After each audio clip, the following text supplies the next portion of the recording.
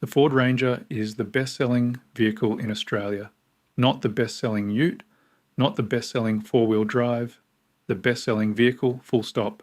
More Australians bought a Ranger last year than any car, any SUV, anything with four wheels and an engine.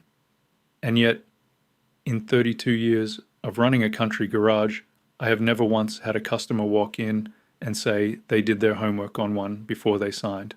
They just bought it because everyone else did, and that right there is exactly how good people end up with a 5-figure repair bill on a 3-year-old truck that barely has a scratch on it. The PowerShift. Shadow. Before I tell you anything about the current Ranger, I need to tell you about the one that came before it, because the history matters and because Ford would very much prefer you forgot it. Between 2012 and 2016, Ford sold tens of thousands of small cars in this country, fitted with a dual-clutch automatic gearbox called the PowerShift. The Fiesta, the Focus, the EcoSport, and that gearbox had a problem. It shuddered, it slipped, it lurched at low speeds like the car was being driven by someone who'd never touched a clutch before in their life. Owners complained, dealers replaced parts, the parts failed again, and then Ford did something that the Australian Competition and Consumer Commission decided was worth $10 million in fines. They blamed the drivers, not a misprint. Ford's official position for a period of time was that the way Australian customers were driving their cars was the cause of the problem, not the gearbox, the people. The ACCC took them to the federal court. Ford copped a $10 million penalty, and it remains one of the more breathtaking moments in Australian consumer law. The idea that a car company looked at thousands of complaints from thousands of ordinary people and decided the problem was the Australians. Now, here is what I need you to hold in your head at the same time. The PowerShift was fitted to small cars, the Fiesta, the Focus, the EcoSport. It has got nothing to do with the modern Ranger, nothing. Different vehicle, different gearbox, different era. The current generation Ranger, the one sitting in the showroom today, uses a 10-speed automatic that is a genuinely good unit. Consumer Reports called Ford's reliability its best in 15 years. The Ranger is the best-selling vehicle in the country for a reason, and the gearbox is not that reason anymore. But here is why I am telling you the PowerShift story anyway, because it tells you something about the culture of a company. When something goes wrong, does a manufacturer stand behind its customers, or does it look for a way to make the problem the customer's fault? Ford answered that question in a federal court. A quick word before we go on. Most people spend thousands of dollars repairing cars long before they actually need to. Professional mechanics have known for decades that a handful of simple habits can make almost any vehicle last far longer. And I've gathered 101 of those insider secrets into a book called The Mechanic's Bible. I won't mention it again. If you'd like a copy, the link is in the description. And while the current trucks are genuinely much better, knowing that history is not pessimism, it is just good sense. Buy the Ranger with your eyes open, know what came before, and know what you are entitled to if something goes wrong. Because in Australia, you are entitled to quite a lot. The Australian consumer law does not care what a warranty booklet says. If a car is not of acceptable quality, the manufacturer has an obligation. Full stop. The PowerShift saga is the proof that you sometimes have to fight for it, but it is also the proof that you can win. The right Ranger engine, and the wrong one right, the current Ranger. And this is where I'm going to save some of you genuine money, because the engine decision is the one most buyers get wrong before they even get to the color choice. Ford currently offers the Ranger in Australia with 2 diesel engines, the 2-litre single turbo and the 2-litre bi-turbo, and then up at the top of the range, the 3-litre V6 turbo diesel. And there are people in the comments of every Ranger video on the internet who will tell you the V6 is the only one worth buying. I'm going to push back on that respectfully but firmly. Here is the honest breakdown.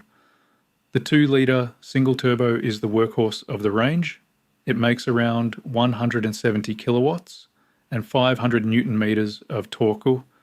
It is not trying to be clever. It is not strangled with complexity. It does its job, it does it reliably, and it does it at a price point that means you have got money left over for, I don't know, fuel, which you will be buying a lot of either way, so that is relevant. The 2-litre bi-turbo steps it up to around 154 kilowatts in some configurations and across the range variants. Smoother, a little more urgent. This is the one I would point most buyers toward. It is the sweet spot of the range, proven across hundreds of thousands of kilometres in Australian conditions, across fleets, across tradies, across grey nomads dragging vans across the Nullarbor. It works. Now the 3-litre V6. And look, I will be honest, it is a wonderful thing. Smooth as you like, strong as an ox, pulls beautifully from low revs, makes towing feel effortless. If you are regularly pulling a heavy van or a big boat, the V6 makes a genuine case for itself. But here is the thing. The V6 is new. Relatively. It has not been out in the world long enough for the high kilometre stories to come back yet. My workshop has not seen 300,000 kilometre V6 ranges, because 300,000 kilometre V6 ranges do not exist yet in large numbers. They will, but they do not yet. And the V6 sits in the Ranger Wildtrak V6 and the Raptor and the Platinum, which means you are paying a significant premium not just for the engine, but for everything wrapped around it. Matrix headlights, radar sensors, camera systems, all of which are expensive to repair in a way I am going to cover in the next chapter that will make you want to sit down first. So here is my call. For the average Australian buyer, the bi-turbo 2-litre in a mid-spec Ranger, your XLT or your Sport, is the engine I would put my own money on. Proven, affordable to service, and not wrapped in so much technology that a parking nudge costs more than a decent second-hand motorbike. One more thing. If you are buying a used Ranger, know your service history. These engines like clean oil. They like it changed on time. A Ranger with a lazy service history is not the bargain it looks like. An injector job on a modern common rail diesel is not a cheap afternoon. Know who looked after it before you did, because if they didn't look after it, you are the one who pays. The repair bill nobody warns you about. This one is going to sting a little, and I am sorry about that. But I would rather you hear it from me now than from your insurance assessor in 3 years. The modern Ranger, particularly from the XLT up, is not a truck. It is a rolling computer that is wearing a truck's clothes, and that distinction matters enormously the moment something touches the front of it. Let me walk you through what is sitting behind the front bumper of a current top-spec Ranger. There is a forward-facing radar unit that runs your adaptive cruise control and your autonomous emergency braking. There is a front-facing camera embedded in the windscreen that runs lane keep assist, traffic sign recognition, and automatic high beam dipping. There are blind spot radars in the rear corners of the tray. There are matrix LED headlight assemblies on the upper variants that cost north of $2,000 a side to replace as genuine parts. And all of those systems talk to each other through a central body control module that needs to be told about any changes to any of them. Here is what that means in the real world. A low-speed nudge in a shopping centre car park.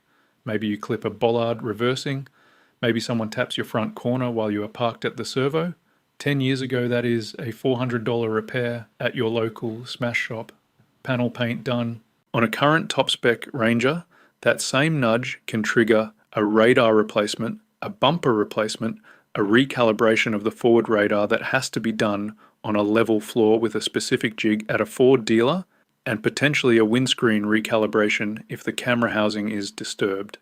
I have seen quotes for that kind of job sitting between $7,000 and $12,000 on a truck that might be worth $55,000, and then the insurer does the maths. The maths goes like this. If the repair cost crosses a certain percentage of the vehicle's current market value, they do not repair it. They write it off, hand you a check, and send the truck to auction. I have watched it happen to 3-year-old vehicles with 40,000 kilometers on the clock, not because they were dangerous, not because they were structurally compromised, because of arithmetic. There is also the regional problem, which I think about a lot because most of my customers do not live near a capital city. A lot of the calibration work on these systems cannot be done by independent shops in regional towns. They do not have the jigs. They do not have the software access. So after an accident, you are not just waiting for parts, you are potentially transporting your truck hundreds of kilometers to the nearest authorized dealer to sit in a queue. I have had customers wait 6 weeks. 6 weeks without their work truck. The fix for all of this is not to avoid the Ranger. The fix is to understand what you are buying, take out the best insurance you can afford, consider gap cover if you are financing, and think very carefully about whether the top spec variant with every sensor and every matrix light is the right call for your life, or whether a mid-spec truck that your local smash shop can actually repair is the smarter buy. I know which one I would choose, and it is not the one with the puddle lamps. The towing truth. Ford says the Ranger can tow 3,500 kilograms, braked trailer, and that is true. It is on the specifications sheet. I am not disputing it. But here is the conversation that nobody has with you in the showroom.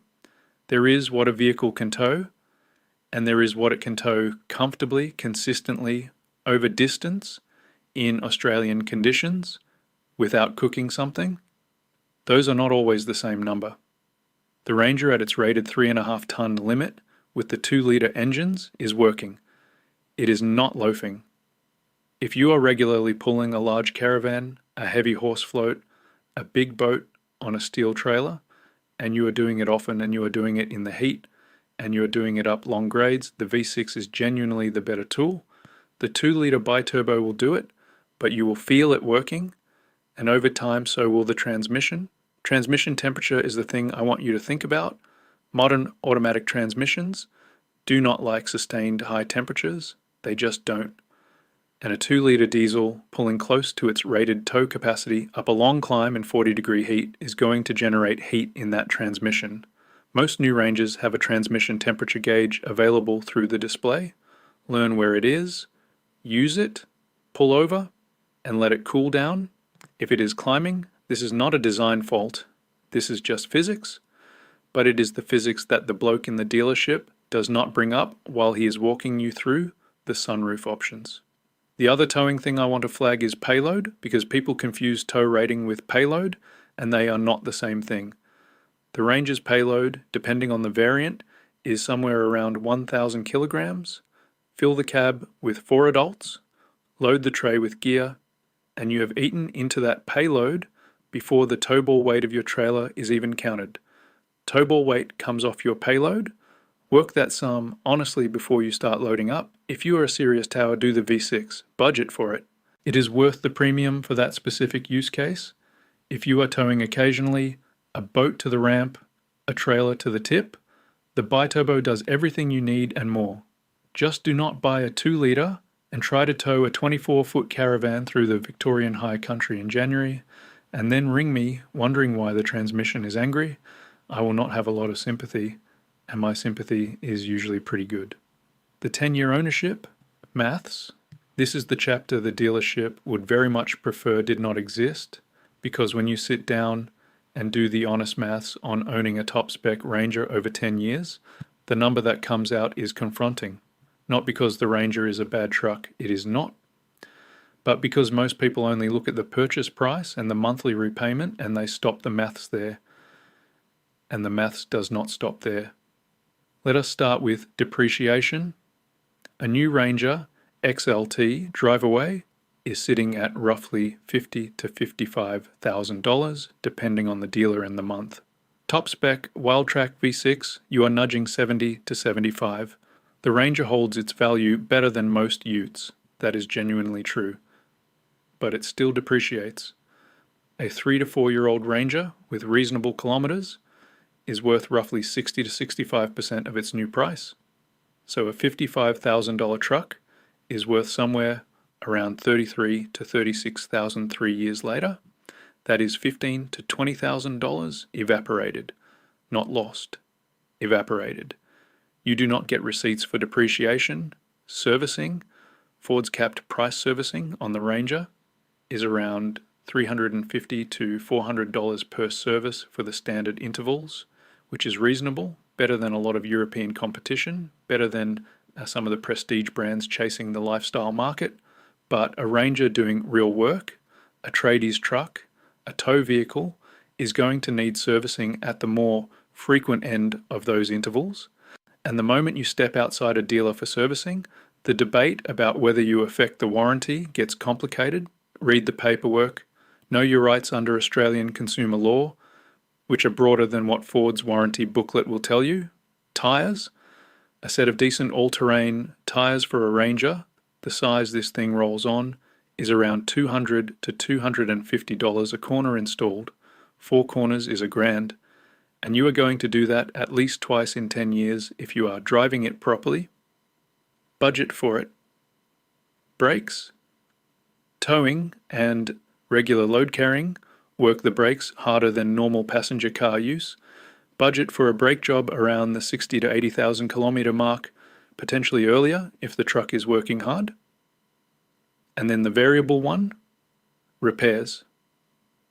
If you stay mid-spec and you look after the service history, your repair exposure is manageable.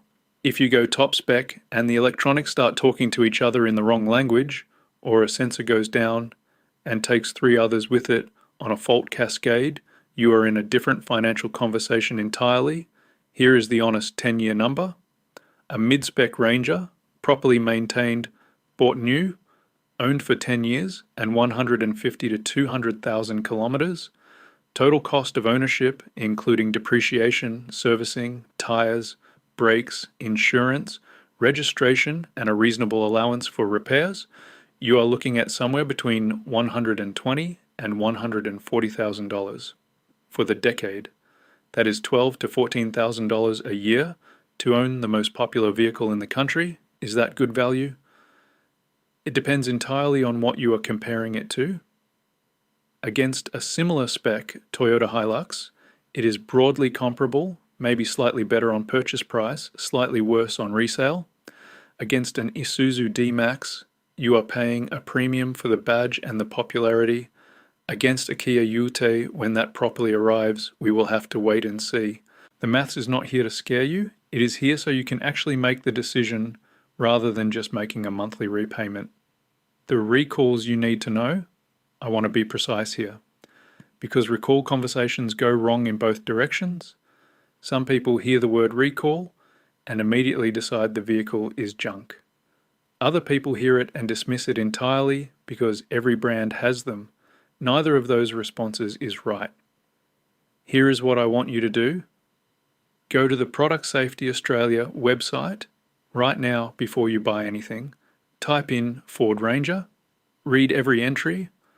I am going to give you the significant ones from the current generation, but that website is the truth in writing, and it is always more current than I am.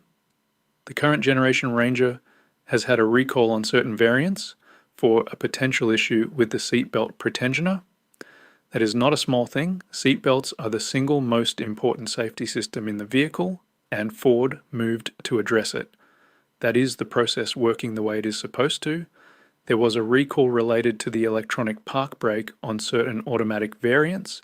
Under specific conditions, the vehicle could move when the park brake was believed to be engaged, again addressed. But it is the kind of thing you want to know about if you are buying used, and you want to know it was rectified before you hand over your money. There have been software-related recalls, which are increasingly common across the entire industry and not specific to Ford. Over-the-air updates have addressed some of them. But a vehicle that was built in a certain production window and never taken back to a dealer for a recall remedy is a problem. When you are buying used, ask for the VIN, run it through the recall checker, and confirm every outstanding recall has been completed. It is not optional, it is just due diligence. Here is the broader point. Ford Australia's recall response has generally been functional. They identify the issue, they notify owners, they fix it.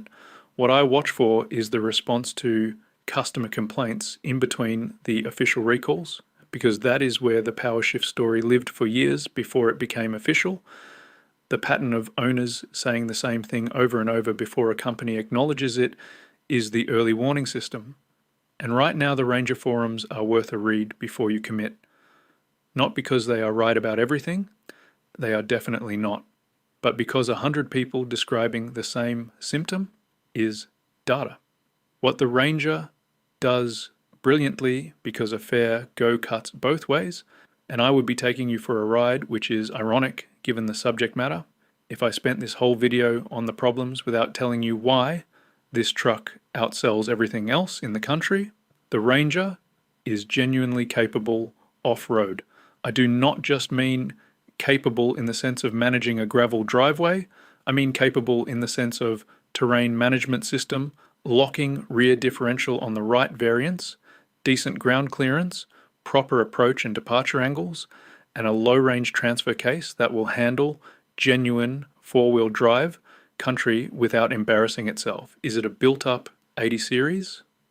No. But for the vast majority of Australian buyers who want occasional off-road ability without buying a dedicated off-roader, it does the job honestly and well. The interior is genuinely good for a ute, and I say that as someone who spent the 1980s and 90s watching farmers eat their lunch off a cracked vinyl bench seat in a space that smelled permanently of diesel and optimism. The current Ranger cabin is comfortable, it is well laid out, the infotainment system works, the big vertical touchscreen on the higher variants is genuinely intuitive. Ford did the interior properly, towing stability at legal road speeds is excellent, the Ranger handles a well-loaded trailer with composure, the 10-speed auto finds the right gear and stays there. On the highway with a van behind it, it is one of the more settled platforms in the class. Parts availability is strong. Ford has one of the better dealer and parts networks in the country, not Toyota level, but close enough that if you break down in a regional town, you are more likely to get back on the road in a reasonable time frame than you would be with some of the newer brands trying to establish themselves. And the resale. The Ranger holds its money well, not Toyota Hilux well, nothing is Toyota Hilux well. That truck is practically a currency, but the Ranger's resale is among the best in the ute class, which means a chunk of that depreciation hit I mentioned earlier is smaller than it would be with most competitors. It is a genuinely excellent truck. I need you to hear that. Everything else I have told you is about buying it with your eyes open, not about walking away from it. Who should buy it and who shouldn't? Here is the question I get asked most often in the workshop, and I am going to answer it properly.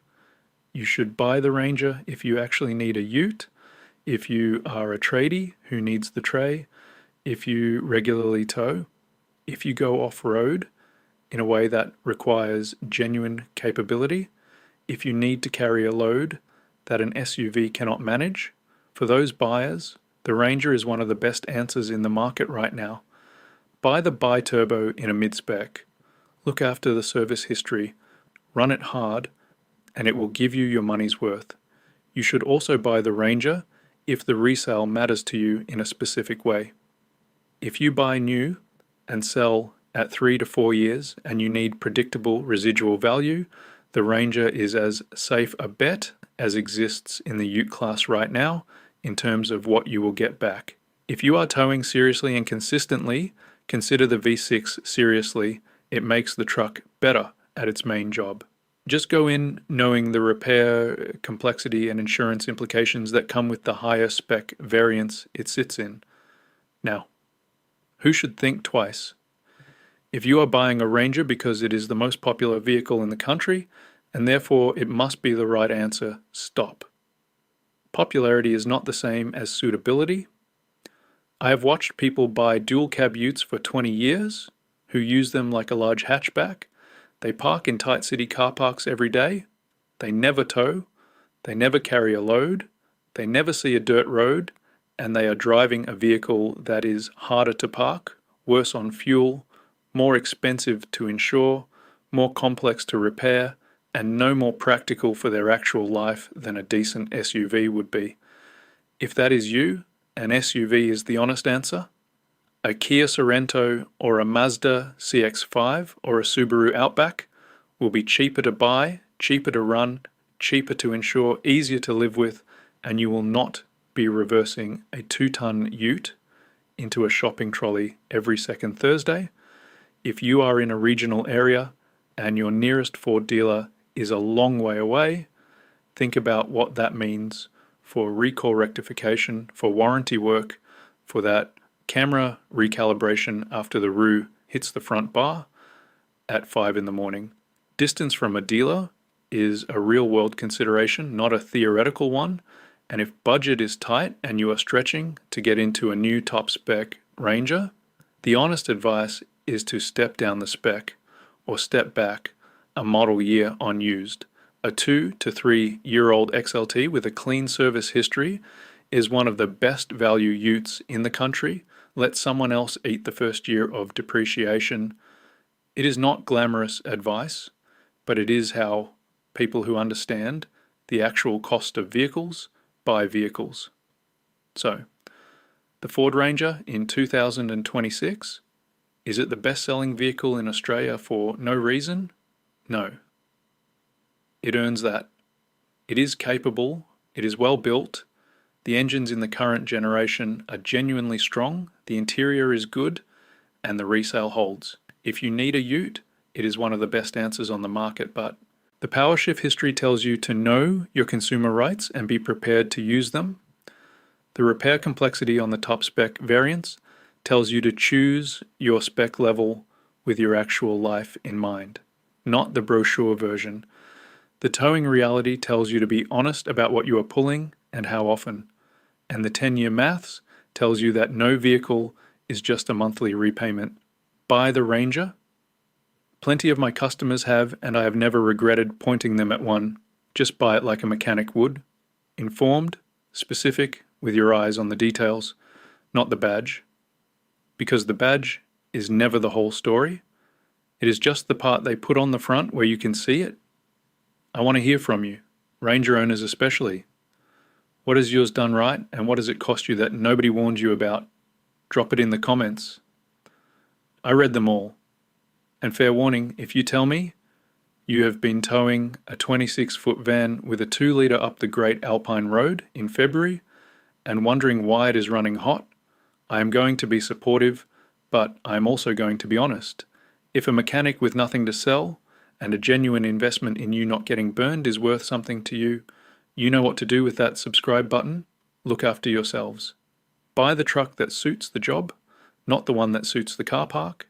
And if you do back into a bollard, for the love of everything, check your insurance policy before you book the smash shop. That is it from Broken Australia.